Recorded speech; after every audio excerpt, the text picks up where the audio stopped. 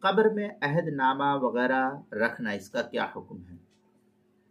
چنانچہ قبر میت کے ساتھ عہد نامہ رکھنا جس میں کلمہ طیبہ اور بعض آیات قرآنیہ وغیرہ لکھی ہوتی ہو، یہ شرعی اعتبار سے اس کا رکھنا جائز نہیں ہے۔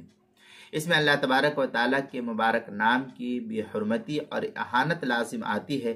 اس طرح لکھا ہوا کفن بھی میت کو پہنانا یہ جائز نہیں اور درست نہیں ہے، اس سے پرہیز کرنا چاہیے، کیونکہ جب میت کی لاش پھٹتی ہے، پھولتی ہے، اندر بدبو اور تعفن ہوتا ہے تو ان رقعے کی بے حرمتی ہوتی ہے، اس لیے اس کو رکھنا جائز نہیں ہے۔